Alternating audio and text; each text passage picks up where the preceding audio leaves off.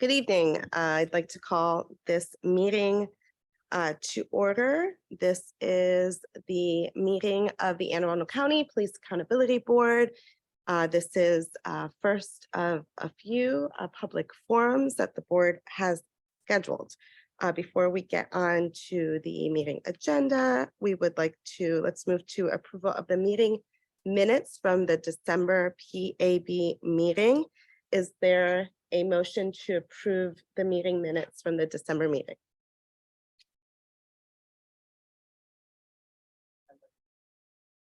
Is there a second? A second. Okay, all those in favor say aye. Aye. Aye. Any opposed? Okay, the meeting minutes have been approved. Okay, so as I mentioned, this meeting is meant to be an opportunity for the public to come and speak to the board regarding their thoughts, concerns with policing and police accountability in Anne Arundel County. The PAB has been committed to going into communities throughout the county to hear from the public. As such, the board agreed to hold public forums in each of the 4 county police districts to hear from the community. And as I mentioned, this is the first of those meetings. The board will be receiving public comment today in a hybrid fashion, in person and also virtually for anybody who is logged in virtually and would like to provide public comment. Before we move on to public comment, just a few friendly reminders. Each speaker will have 2 minutes to provide public comment. A timer will be used to keep time. Once the buzzer sounds, please wrap up your comments. Any remaining time you may have may not be allocated to another speaker. We ask that comments remain civil and appropriate for the various audiences watching the meeting. The board cannot discuss any specific cases. It is also not the practice of the board to engage in back and forth with speakers. Again, today, this is an opportunity for members of the public to come before the board and for the board to listen. So I would like to go ahead and begin the in-person public comment. I have 2 people signed up today. So I'd like to call up Reverend Marguerite Morris and Ebony Reed. Okay, I don't see anyone getting up. Is there anyone else in the public that would like to provide a public comment who did not testify? Please come up to the table. Thank you.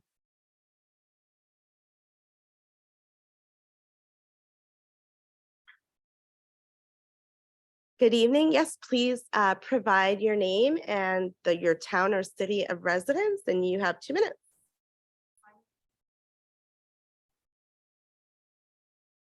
My apologies. Yes, please press the button so that we can hear you and capture you on the stream. Thank you. This is quite an unusual audience. My name is Lynn Fitzpatrick and I live in Galesville. And the incident that I want to bring to your attention took place in Annapolis back in 2021 and was resolved in 2022.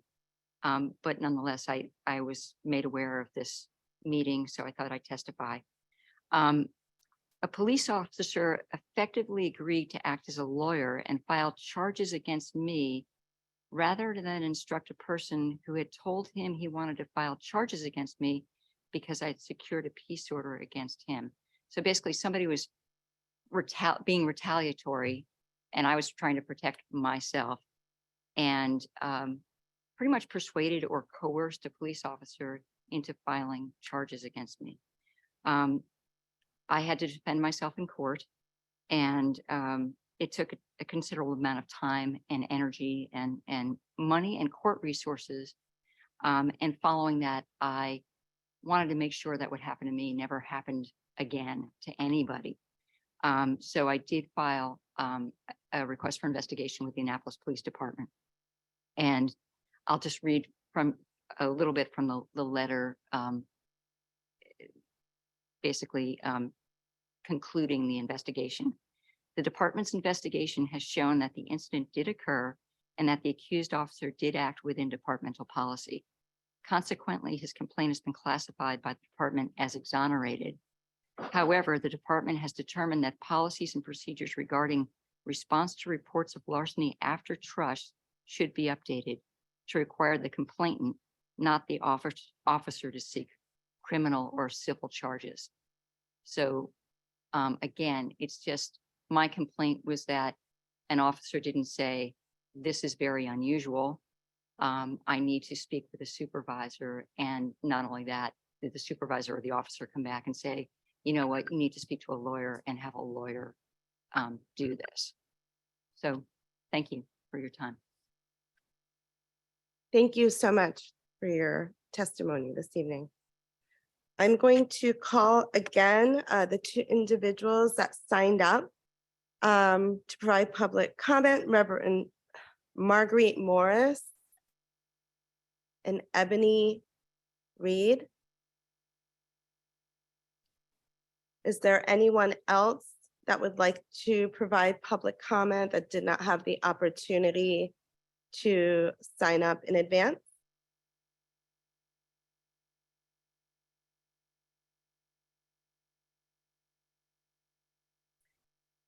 Okay, so do we have, trying to see here. We have one attendee. Okay, but not anyone to provide. Is there anyone that is signed in virtually who would like to provide public comment? Please raise your hand.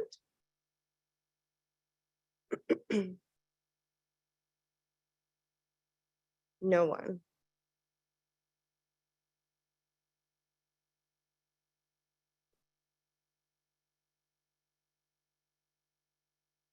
Okay.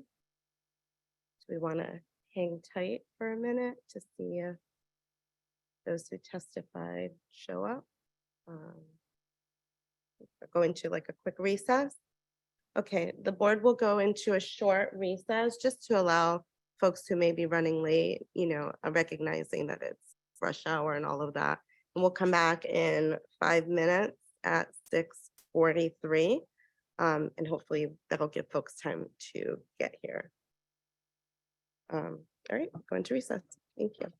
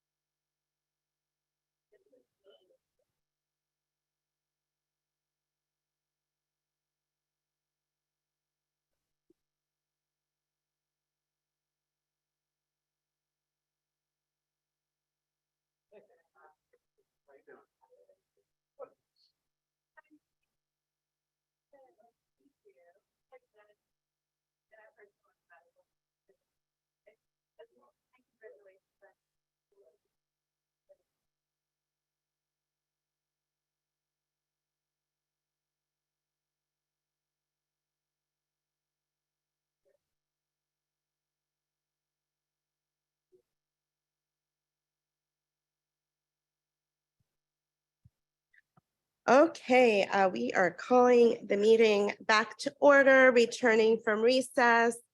So at this time, we do not have anyone else in the public here to testify, and we do not have anyone virtually here to testify. So I will make some announcements and hoping that we get more folks out, because truly the board really does want to hear from the public, and we are coming, as I mentioned, to the other three districts out into the community. The next meeting of the PAB will also be a public forum. We really hope we get more of the public out. It will be held on Monday, February 27th at 6:30 p.m. at the Crofton Library. That's the Western District. So please let folks know in the community that we will be out in the community waiting to hear from the public. This meeting will also be in person, and will we have the opportunity to have hybrid? We're hoping to have hybrid capabilities for virtual public comment, but that is yet to be determined. But certainly as we get closer to the meeting, that information will be posted on the PAB website. And also talking about the PAB website, the board adopted its annual report at the December meeting. That report was submitted to the county executive and the county council as required under law, as well as submitted hard copies to the libraries. The board also agreed to share with the Anne Arundel County delegation. The board was shared with the delegation and chairs of the relevant General Assembly committees. So the report has been shared with all of those individuals. The public can access and read the report on the Police Accountability Board website. So if you Google Anne Arundel County Police Accountability Board, you will be taken to the site. You will have access to the report. And certainly, you know, for anyone who was unable to come here today or to log in virtually, you have the option to email the board at any time with any comments or concerns. But again, we look forward to seeing members of the public at the February 27th meeting at 6:30 p.m. at the Crofton Library. If there's nothing else, is there a motion to adjourn this meeting?